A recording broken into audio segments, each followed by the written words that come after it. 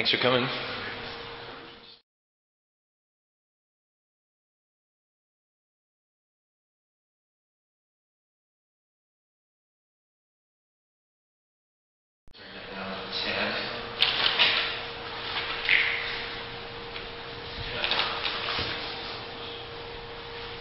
Foot went to sleep, huh?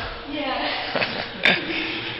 For those who are listening to these from a remote location, like downloading this podcast through iTunes or getting them from the ISKCON Desire Tree website in Bombay, you're welcome to give us your feedback by emailing us at utahkrishnas@gmail.com. We also have a membership on our website at utahkrishnas.org, and we'd like to thank all those who are members, because we couldn't do what we do without your inspirational help. Everything is inspired by the teachings of His Divine Grace, A.C. Bhaktivedanta Swami Prabhupada, the founder Acharya of the International Society for Krishna Consciousness. Today's title is Lacking Nothing. Too often we focus on what we don't have, how big our obstacles are, how little skill we have, how we don't have enough financial or other resources or the right connections in order to accomplish what we want. I have a dream, but I don't have the resources. Here's what I've learned. Everything that you need to accomplish, everything that you're meant to accomplish, is within your reach. Something very, very close to you, something that you might have overlooked. Prabhupada gives the example of the iron rod. It's a very ordinary thing, iron rod.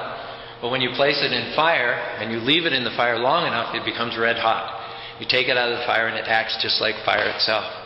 Ordinary things, if they're blessed and anointed by God, can take on extraordinary significance and extraordinary powers. Sometimes we're looking far away in the sweet by and by, and we forget to look at what's right close at hand. If you'll do the ordinary, Krishna, which is our name for God, He'll do the extraordinary. If you'll do the natural, then He'll do the supernatural.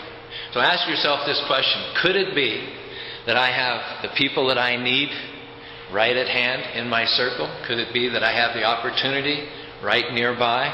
Could it be that I have the answer to that problem that's been bothering me for some time?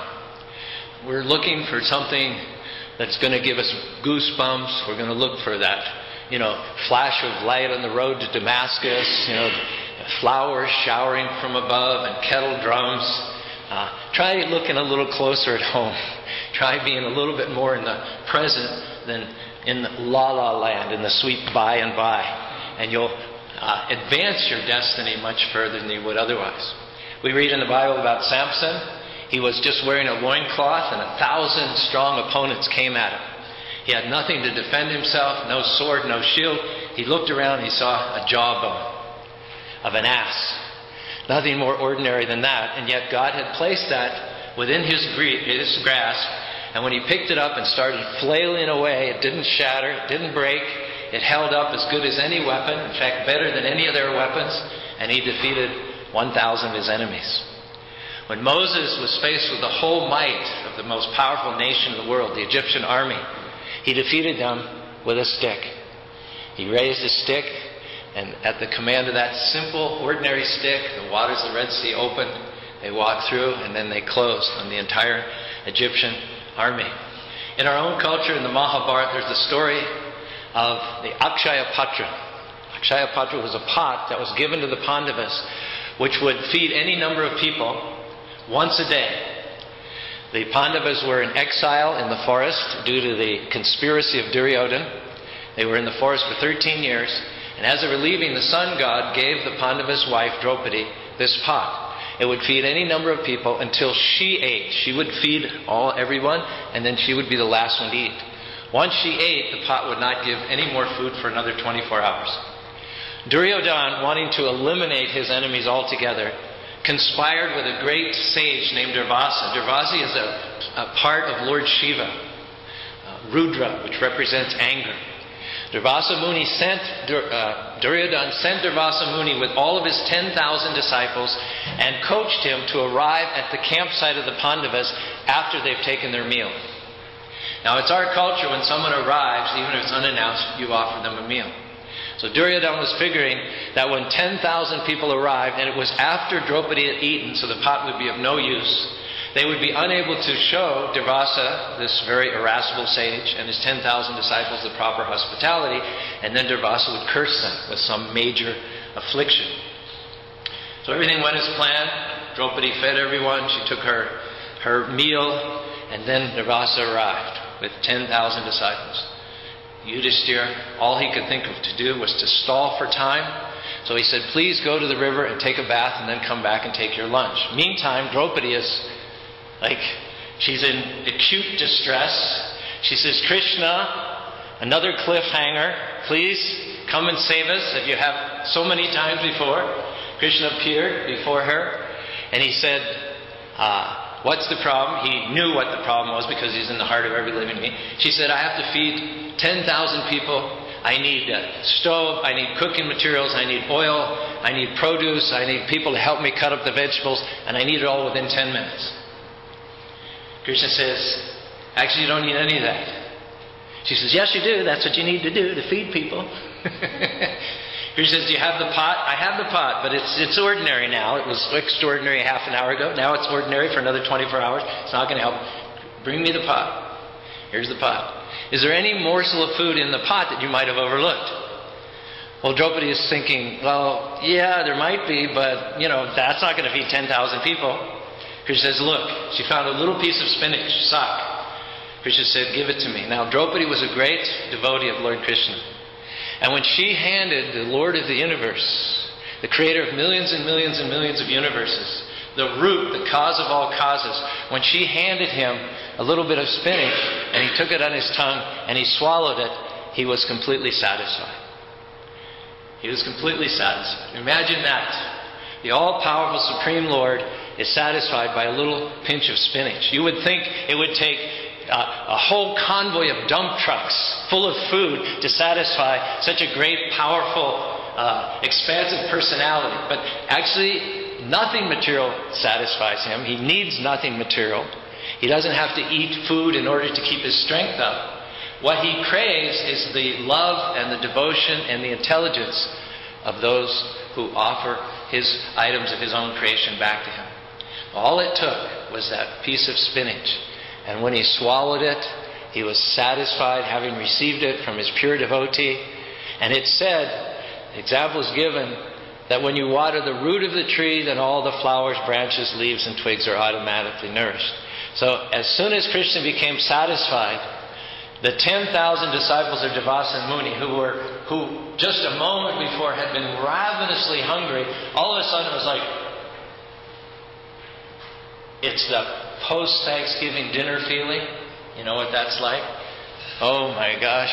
They felt so stuffed up to the neck that they were embarrassed to go back to the campsite, thinking that Yudhishthira would offer them something and they would not be able to eat even a morsel, and in this way they would insult him. So they just tiptoed away. In this way, Krishna took something which was very ordinary, and he showed us that we don't have to have whistles and bells and grandstands and bugles in order to please him. He's pleased by a simple act of love and devotion. In the 9th chapter, 27th verse of the Bhagavad Gita, Krishna says, he tells us the way to his heart. He reveals the way to his heart. Patram pushpam phalam toyam yome bhakti. Offer me in love and devotion a flower, fruit, leaf, or water, and I will accept it. Such a simple thing. Now, if you can satisfy so simply and so easily, all we have to do is muster up a little devotion, a little intelligence to give back to the Supreme, a token of what He's given us. If we can satisfy the Lord of the universe, is there, correct me if I'm wrong, but is there something more important? Is there something more outstanding? Is there anything more superlative that we can achieve in life? Just offer Him a flower, fruit, leaf, and water with love and devotion, and you've reached the perfection of the human form of life. What more do we need? Prabhupada says here, the Supreme Lord is purnam, perfect and complete in Himself.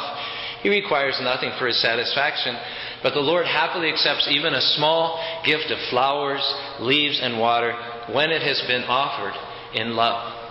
It doesn't take as much as you think to please the Lord and make our lives successful. We want to be happy, but the problem is that we're not complete units in and of ourselves.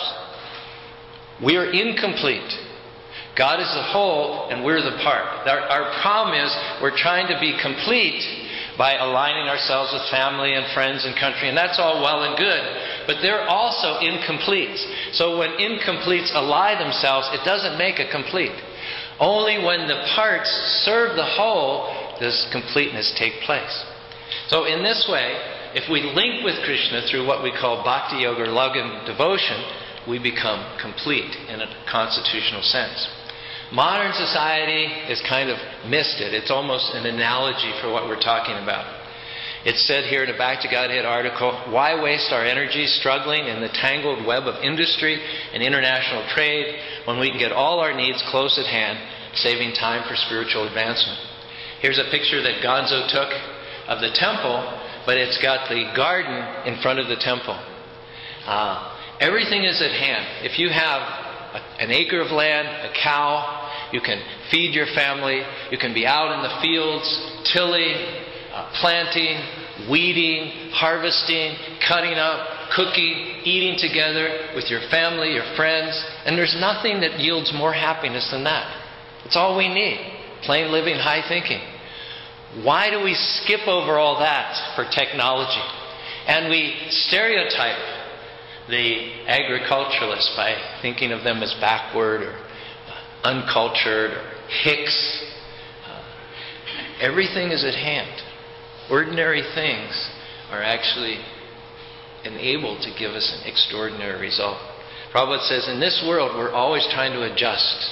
We're trying to adjust this and that, peace in the Middle East, the oil shortage, the typhoons and the earthquakes. We're always trying to adjust things. There's no need for adjustment because God is full. He's purnam, and everything that comes from Him is full. That means each and every planet is fully equipped as a complete whole. That means each and every one of us is full. It doesn't mean we're full in the sense that God is full, but it means that when we link to the complete whole, we become full and complete. And all we need to do in order to achieve that is offer Him in love and devotion, flower, fruit, leaf, or water. I heard this story. It's called All for the Good. In 1809, Simon Braille, who was a harness maker in Paris, and his wife Monique had a son named Louis. When Louis was just a little toddler, he slipped into the workshop of his father and he was experimenting and playing with the various tools. He picked up an awl, which is a very sharp tool made for punching holes in thick leather. And as he was fiddling with it, he slipped and fell and he blinded himself in one eye. He couldn't keep, as the eye got infected, he couldn't keep from rubbing this eye and then rubbing the other eye. The second eye got infected. By the age of 4, he was totally blind. Louis Braille got entry into the Royal School for the Blind, where he showed a talent for music as an organist. He very strongly wanted to create a language for blind people so that they could work on mathematical problems, they could read literature, and they could also read music. So he's back, many years later, he's back in that same workshop, sifting through those same tools. And of all the tools, imagine, that he deemed most appropriate for the task, he picked the awl. The very awl that had caused him to blind, that awl was also blessed by God as the instrument by which he could make his mark in history. All for the good. The question is, do I recognize what we have? There's a lot of exiles in our literature. Another exile was Rama, who was exiled for 13 years into the forest. While he was in the forest, now he came from a great kingdom with rulers and soldiers and weaponry and sophistication, but on the eve of his coronation he was exiled to the forest for 13 years. So he was disenfranchised, he was far away, and his wife got kidnapped by the greatest tyrant that the world has ever known. His name was Ravana. And he was so powerful that he had an entire city built of gold in Lanka, 800 miles off the coast of India. So what's Ram to do? He's a hermit in the forest. His wife has been stolen by the most powerful tyrant in the history of the world, and he's living in the forest. What is he to do? He's going to do what we're advised to do. Look around. See what's commonly available in the forest. What do you think? What's pretty common in the forest? Huh? Monkeys. Monkeys are common in the forest.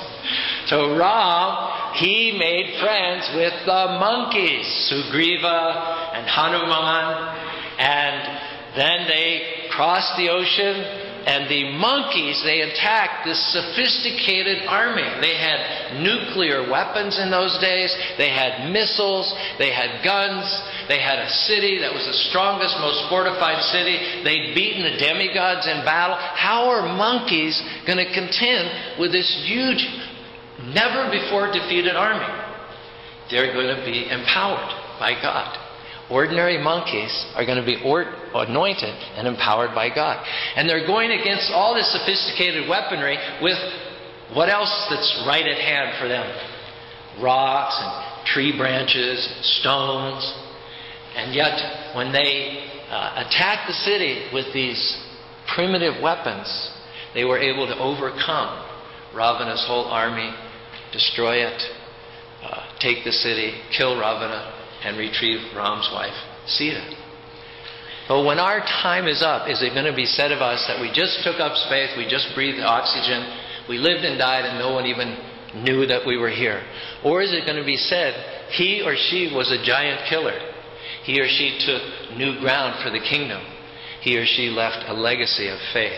Are we looking around at what's at our disposal, what's close to us, the solution, the breakthrough, the new business? There's something in your life right now that can cause you to make your mark in history, to make your mark in your generation. We're not supposed to just come and go and not have left a legacy for the benefit of other people. If you're a Krishna devotee and we take inventory of what we have close at hand, what we have that's completely sufficient to get us where we need to go, and if we recognize this and appreciate it, we don't have to go outside of this circle. We have three things that set us aside in our Vaishnava Krishna Bhakti devotional tradition. One of them is the deity worship, as you see in this picture. It may be a knee-jerk reflex reaction coming from a Western culture to see the deities, to think of them as idols or statues or symbolic. None of that is true. The deity worship is a system called Archa Vigraha. It's thousands and thousands of years old. And the deities being carved according to the descriptions of the scriptures and the visions of great saints and sages are installed with certain covenants and certain purificatory rituals and certain mantras. The deities differ from other statues or other dolls or whatever inasmuch as they are authorized. They are authorized. If you're a teenager, and most of us were teenagers and some of us still are, and you're out with your buddies and you're determined to do some mischief in the community, there's one thing I would advise you not to do. And that is go past the mailboxes, the blue and orange mailboxes that have PMG written on them, put cherry bombs in them or hit them with baseball bats. Cherry bomb anything else, destroy anything else. But I would most strongly advise you, don't go near those boxes which are authorized by the government. And you may say, well, they're just boxes like so many other boxes. These boxes are not like so many. They may look like other boxes. They may be made of the same material as other boxes. But these boxes carry the full weight of the federal government of the United States of America. And if you vandalize them, that's not a misdemeanor. That's not a municipal offense. That's not a local offense. That's a federal offense.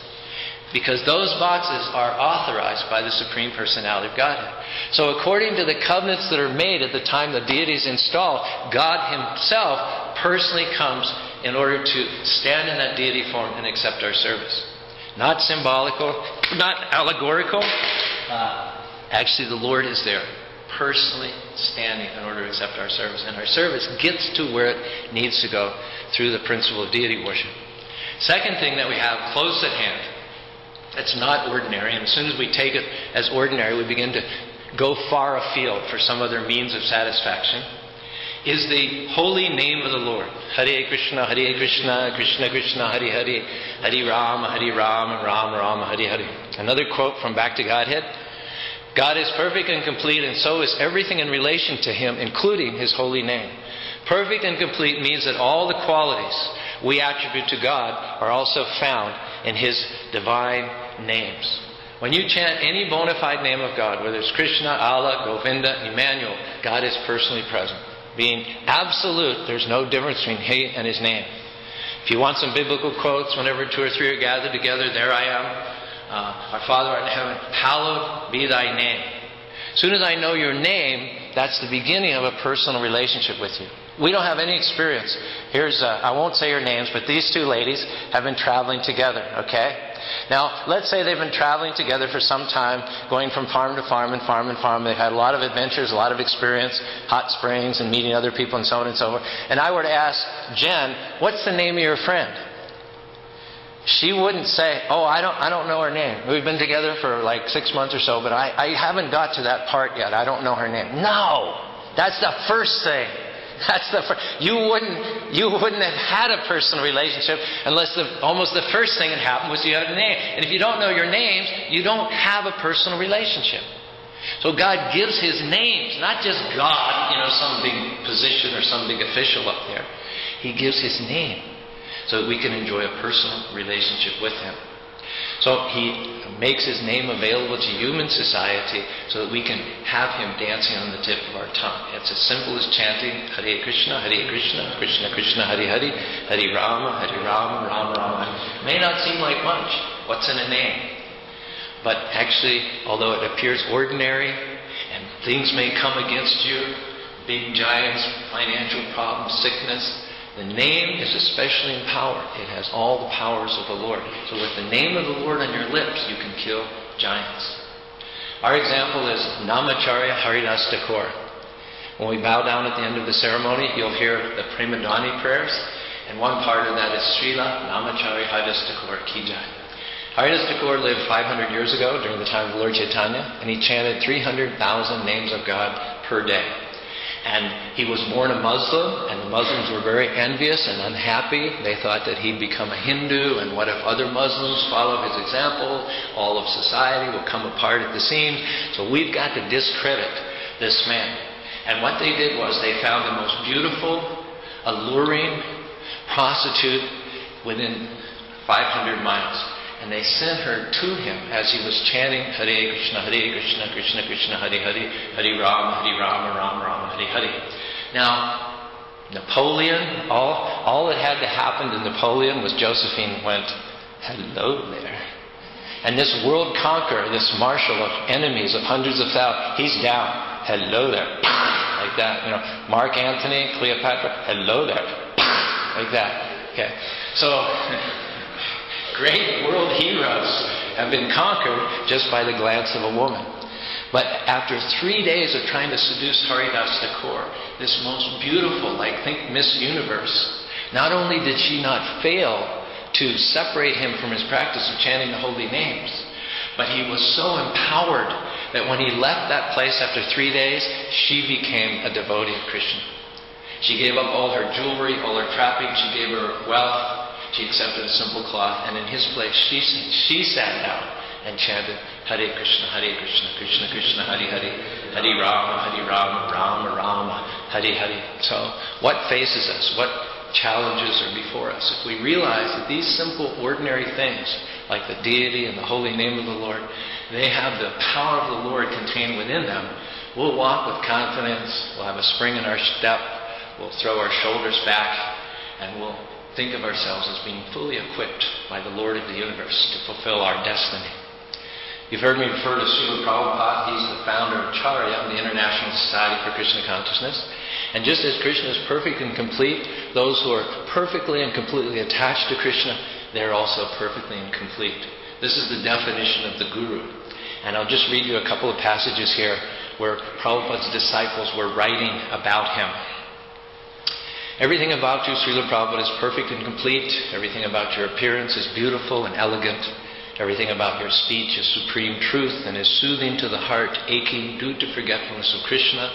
Everything about your glance is compassionate and merciful to the fallen, conditioned souls. Everything you do is very thoughtful and perfect.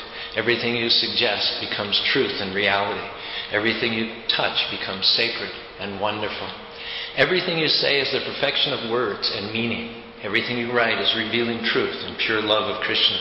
Everything you think is of saving the fallen souls and of Krishna's lotus feet. Everything about your instructions is eternal and inspiring to take up. Everything about your teachings is Krishna's, and you make them easy to accept. Everything about your lectures is vibrant and ecstatic truth and magnetic to all conditioned souls. Everything about your smile is the understanding of bliss and the soul's contentment. These three things, the Guru, the holy name, and the deity form. It says that if one thinks of the deity as stone, the Guru as an ordinary man, or the holy name as a mundane sound vibration, one has nada kaya buddhi. One has hellish intelligence. How does that work out? Let's say a young man starts off in the bloom of youth looking for treasure to make his fortune. He goes everywhere in the world that there's rumored to be gold or silver or jewels or some fortune to make. He spends his whole life in the fruitless pursuit of wealth, only to come back to his home as an old broken man and find that all along there was a huge treasure in his backyard. It was all that long. It was right under his feet all the time. So I heard a story about a fellow. He had a scrap metal, a junkyard of scrap metal, and at one point he was able to pick up a whole bunch of German motorcycle batteries for about 2 cents a pound.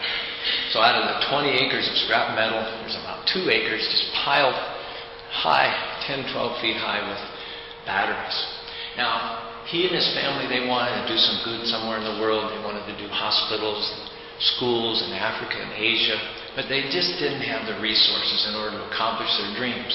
And even though they seemed to come up short in terms of what they needed, the dream wouldn't go away. It was persistent. It kept nagging and nagging and nagging at them. And one day, while he was sleeping, a voice came to him in the middle of the night and said, "Batteries. Batteries."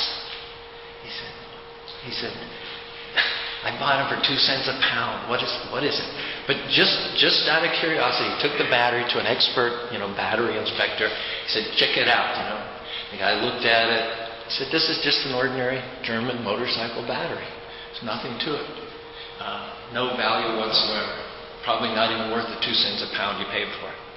But it still wouldn't go away. He kept thinking about the batteries, One day, he decided to do a Google search. German motorcycle batteries, World War II. So came up 4,000 or 5,000 hits, 25 pages, all the same old, 1 page, 2 page. I'm sure you've had that experience. After the 5th or 6th page, you're getting a headache and you're starting to get cross-eyed and you're ready to toss it in. So he got to about the 12th page, same old. He said, "I'll just do one more page." On the 13th page, he ran across an article that said at one point during World War II, the Germans were experimenting that instead of putting lead inside of a certain number of batteries, they put silver inside the batteries to see if they wouldn't help the batteries work better under extreme cold. So he went back to that expert and he said, "Could you look a little closer at this battery? Could you open it up and see what's inside?" And sure enough, he had 2 acres of batteries filled with silver. And with the income that he realized from selling those batteries, he was able to establish hospitals and schools in the places that he had aspired to do it. So you also have the things that you need to make your mark right at hand. You may say, "Well, I don't really know anybody. I don't really have the right connections." You do have friends in high places. God is your friend. So quit telling yourself you don't have the right connections, you don't know the right people. You don't, but Krishna does. You don't know what it is that God's put into your path. One phone call, one connection, you go from dreaming the dream to living the dream. Not in the far off, distant, sweet by and by.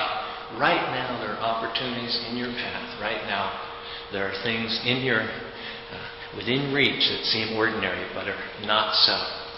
Krishna has deposited all of us with gifts and talents and resources, and they may not seem like much, but when you open them up, you're going to discover that Krishna has given you whatever you need. It's not lead, it's silver. He can thrust you to a whole new level. It only takes a little bit of God's favor, it only takes a glance to catapult you, to thrust you to a higher level than you ever thought possible.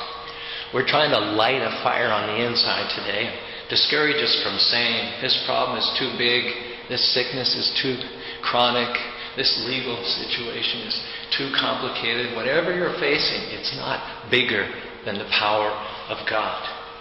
Don't get discouraged. Krishna is saying that if you'll use what you have, I will multiply your talent, I will multiply your resources, I will multiply your influence.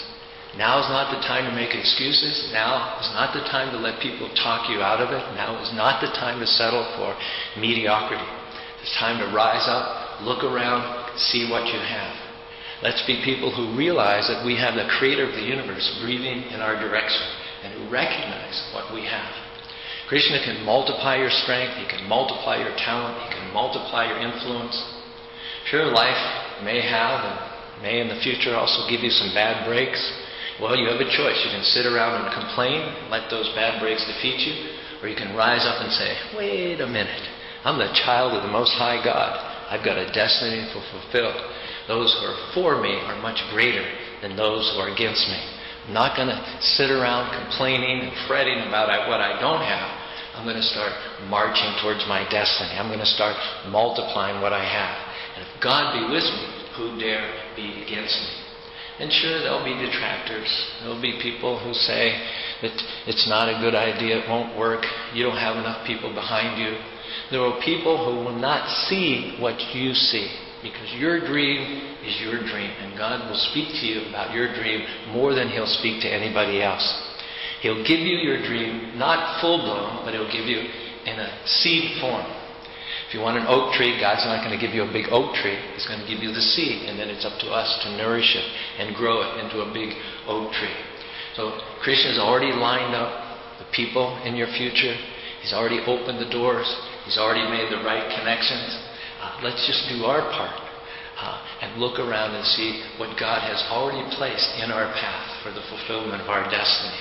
Don't think it's way off in the future. One day I'll get a good break. One day God will rain manna from heaven. One day I'll meet the right people. Right people are in your life right now.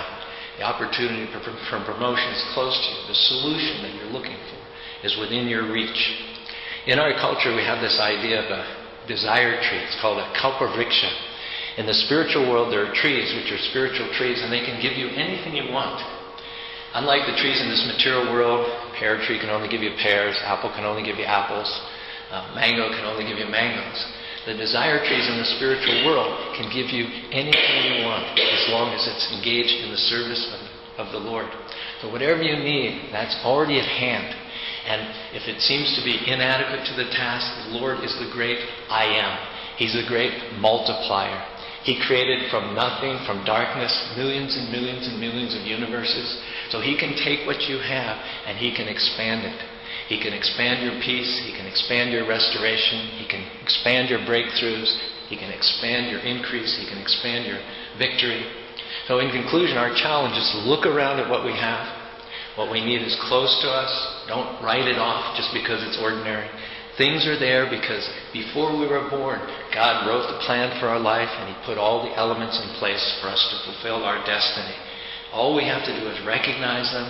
If we do so, we will defeat giants. We will overcome obstacles that were insurmountable. We will accomplish dreams that we thought were impossible. And if you wish to say with me, Hare Krishna, Krishna Krishna, Hare Hare, Hare Rama, Rama Rama. Thanks for coming. Just turn that down to 10.